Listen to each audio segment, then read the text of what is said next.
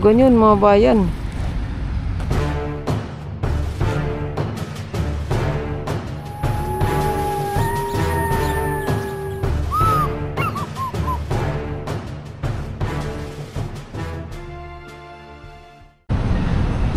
Hello guys, good morning.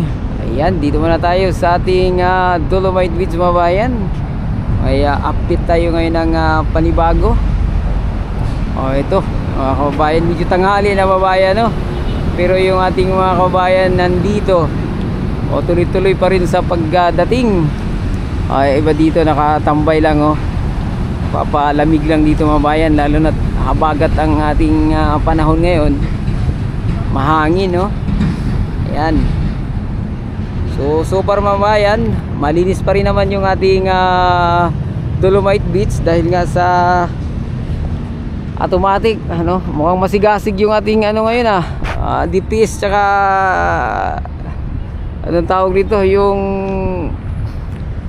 taga DNR dito mga bayan at DPWH, masigasig na maglinis dito sa Dolomite Beach.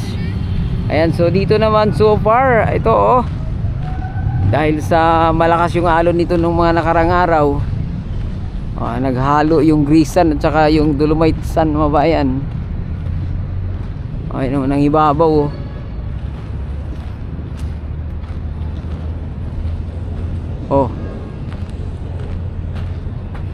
Ay, ang gaganda dito, pag minsan yung umiilalim yung yung gray sand mga bayan sa katagalan. Ayan ito. Kita mo, dito nalito yung Dolomite sand,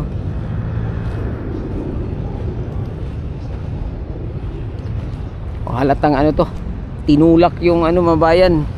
Buhangin naman nakaraan dahil nga sa umumbok. Siyempre, lakas ba naman ng alon, habagat na sa kabila ng ating panahon, yung ating Dolomite sand Dolomite Beach, malinaw pa rin yung katubigan dito. Ayan. Kasi kaya ko nasabing malinaw kahit ganito yung kulay mga bayan. Kasi noon pag pumunta ka rito, kulay itim yung tubig rito Ang laki ng pinagkaiba. Ikumpara dati kaysa ngayon, buhat nung ni-rehabilitate itong Manila Bay mga bayan. Kasi nga hinukay ay nagkaroon ng dito mud dredging. Tinanggal, hinigop yung mga burak dito mga bayan.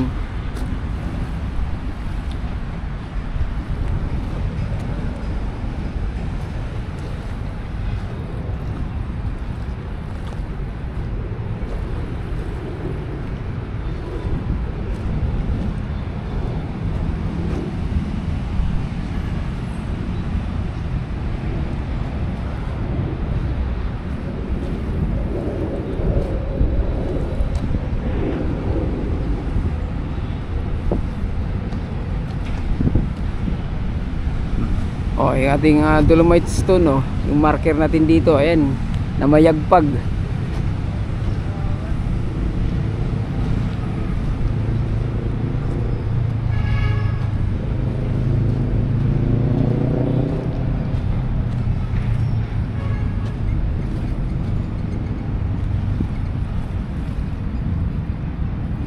Pag ganitong oras pala wala nang alimasag Umaaga lang talaga yung alimasag, tatago na.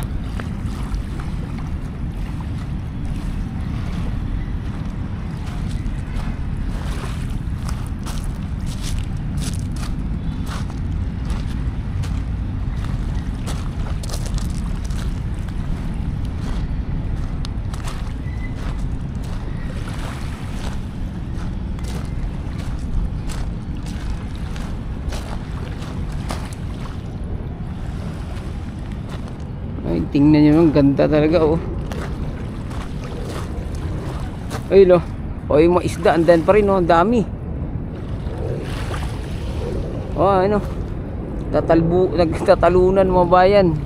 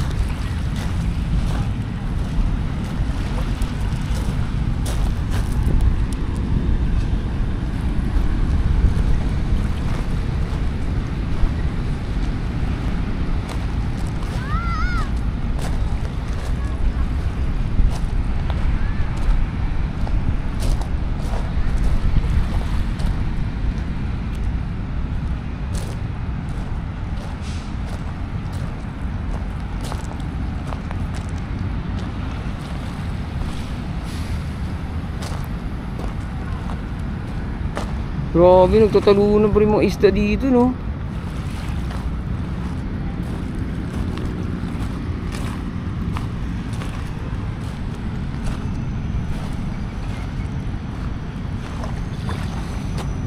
Okay, doon, mayroon pang ano doon, no?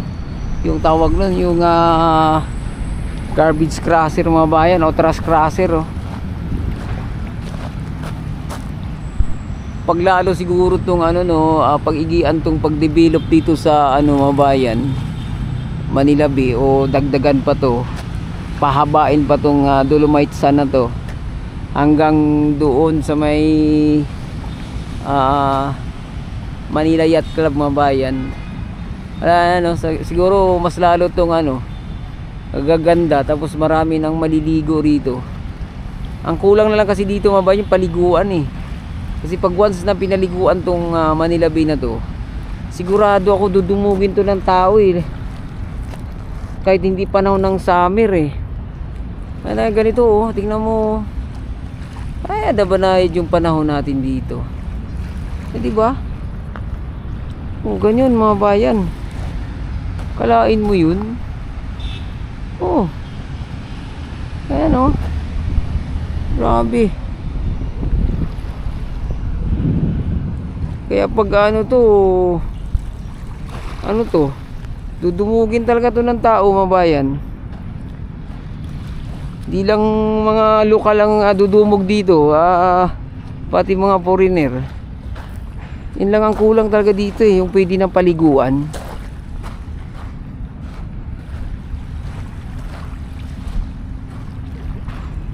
Wala na kasi tayong update dito kung gaano na karami yung coliform level dito sa Manila Bay, no?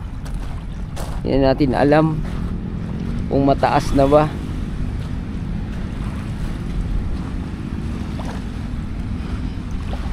Wala tayong update mga bayan. Wala nang di tulad nung panahon nila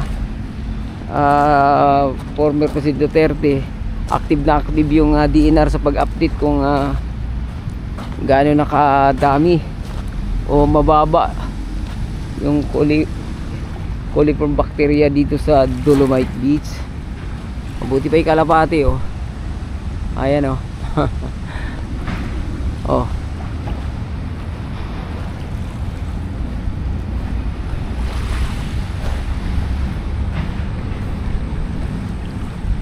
Sarap paglakad-lakad dito oh.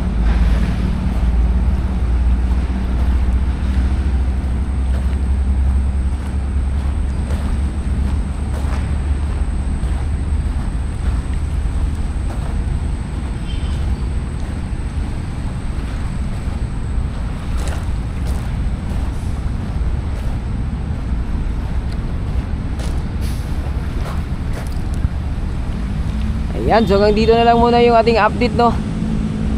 Medyo mainit-init na rin dito ngayon. At sana nagustuhan nyo, huwag kalimutang mag-subscribe at i-click ang ating notification bell para may update kayo sa mga susunod nating video dito sa Manila Bay. Adios amigo, bye bye, salamat.